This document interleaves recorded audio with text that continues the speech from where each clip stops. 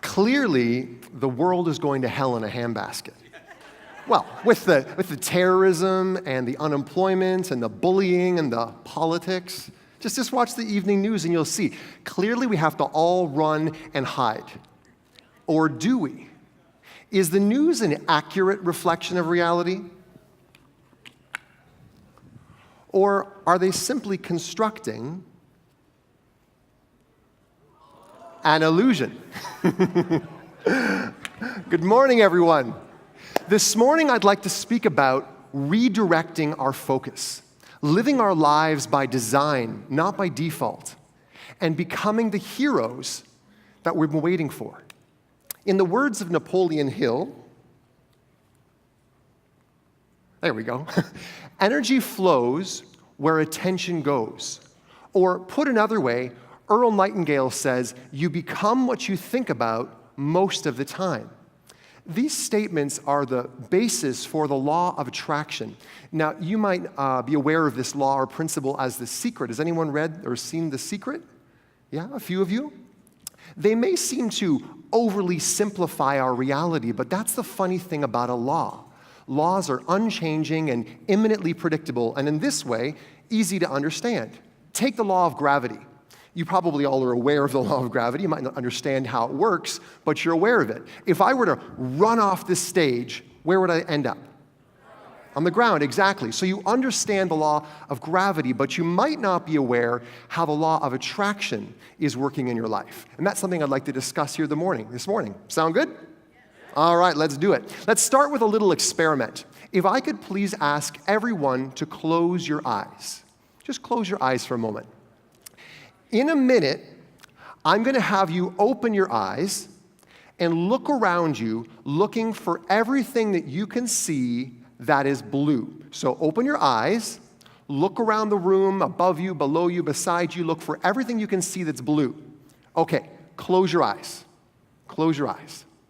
Now, with your eyes closed, no cheating, I want you to tell me everything in this room that's yellow. Interesting, huh?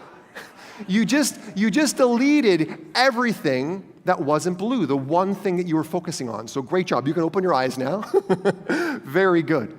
Now, with that epiphany in mind, I want to look at those two statements again. Energy flows where attention goes, and you become what you think about most of the time. Who here watches the news? Who here watches the news every day? Who here thinks that watching an hour of CNN, constantly negative news, may affect your overall happiness or perspective of the world? You betcha. As well-intentioned as we may be, trying to stay well-informed, we're allowing someone else to focus our attention. And in this case, a corporation to focus our attention. And in order to keep your attention for that full hour, they're going to have you focus on all the most negative, shocking, disturbing things they can get their hands on. In other words, they're going to have you focus on the blues. Who here uses Facebook? Okay? Who spends an hour a day on Facebook? 2 hours a day? 3 hours a day? Okay, wow, okay. This is a site that was created to help us meet that very human need for social interaction. But a 2013 University of Michigan study went on to show that indeed using Facebook instead of improving our well-being may very well be undermining it. Now, I'm not here to bash Facebook or social media. They're great. But when I hop on Facebook to kill some time or see what's going on in the world, my experience, i.e. what shows up in my newsfeed, is oftentimes a mystery.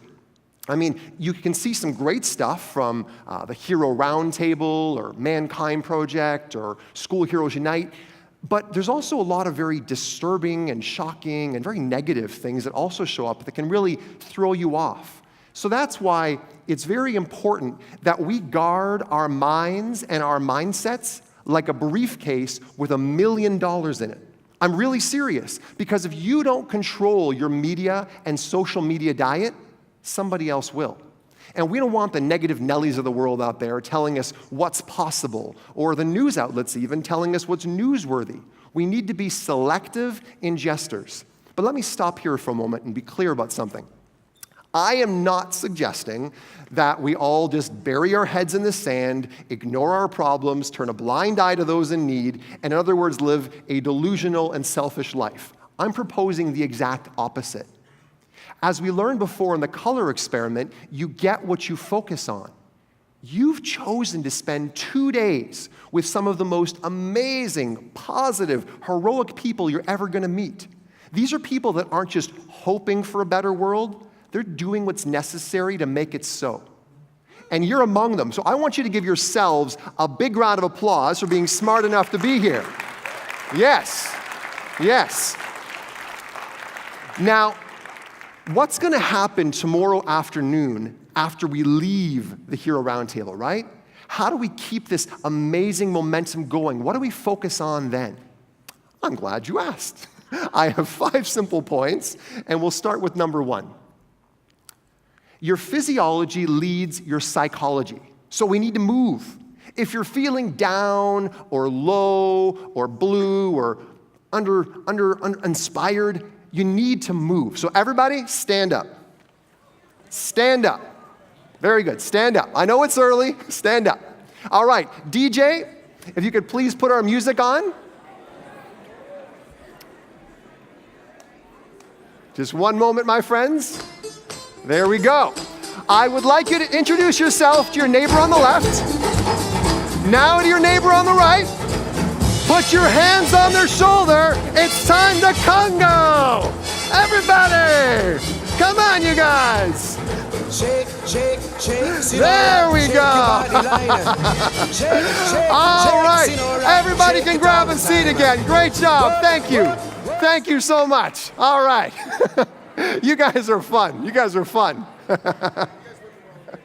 Now, I'm loving all the smiles I'm seeing right now. The best part of that is that smiles are contagious and they're free. And it reminds me of a story. 7 years ago, I was living with my sister, Terry, and I was having a really kind of rough week. And one night was particularly rough, and I came down to Terry the next morning, and I said, Terry, last night I was so stressed out, I literally had a panic attack. She put her book down and said, that was an interesting choice. No kidding. That was an interesting choice. Not, oh, poor Scott, or oh, you poor thing. No, that was an interesting choice. But what she said next was most important.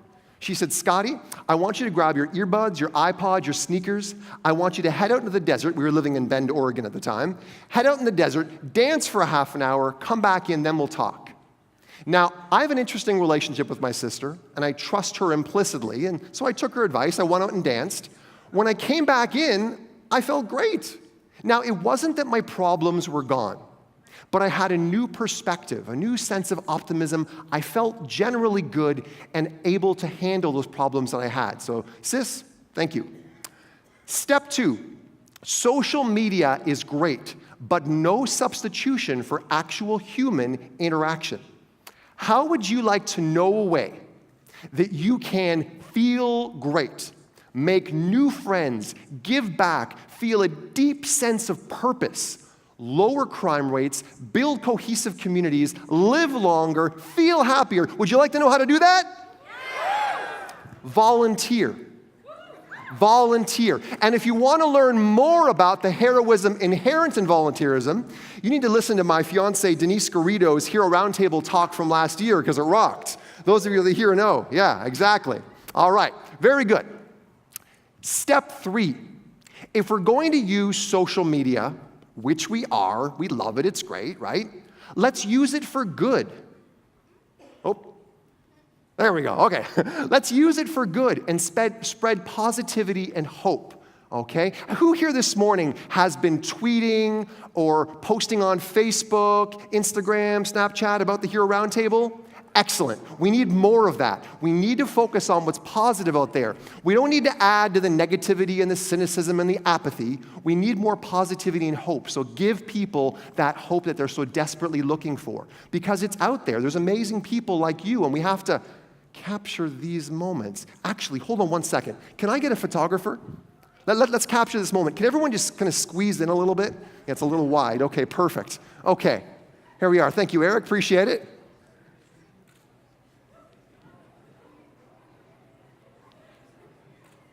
Awesome, very good. So I'm going to post that later on. I'm going to tweet it, put it on the School of Heroes Unite Facebook page. You can check that out. But that's what I'm talking about. Okay, very good. Step 4. Step 4. Mother Teresa was once asked why she wouldn't participate in anti-war demonstrations. And she said she'll never do that. But if you held a pro-peace rally, she would be there. There's wisdom in that. There's wisdom in that. And that was one of the reasons I created School Heroes Unite. You see, School Heroes Unite is not an anti-bullying program. It's a pro-heroism, pro-teamwork, pro-empathy program. Rather than focusing solely on the problem, I've chosen to focus on the solutions.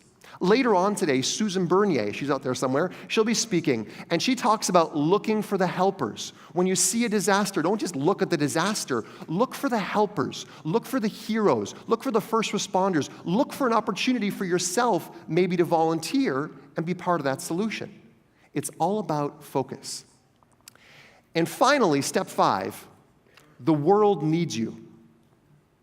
The world needs you, and you, and you back there, and you, and you. You see, you're going to see a lot of amazing speakers here today at the Hero Roundtable. But the world already has a David Rendell. The world already has a Susan Bernier. The world already has a Matt Langdon. We need you. Mel Robbins, an amazing speaker, had found out about some research that went into the odds of each of us being born. Now get this. Did you know that the odds of you being born you are 1 in 400 trillion? That's amazing. That's a lot of zeros. You're a miracle. You are literally a miracle with your own original medicine that only you can offer this world, so you need to share it. Original medicine is an indigenous belief that we were each born to this world with special gifts, talents, and abilities that only we have to share, so share them. Marianne Williamson says, your playing small does not serve the world. There is nothing enlightened about shrinking so that other people won't feel insecure around you.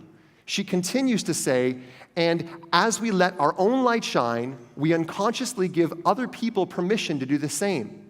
As we are liberated from our own fear, our presence automatically liberates others. So let's finish where we began. If energy flows where attention goes, let's focus not so much on the problems, but on solutions. And if you become what you think about most of the time, let's focus on heroism. Let's focus on each other. And let's focus on love. Thank you.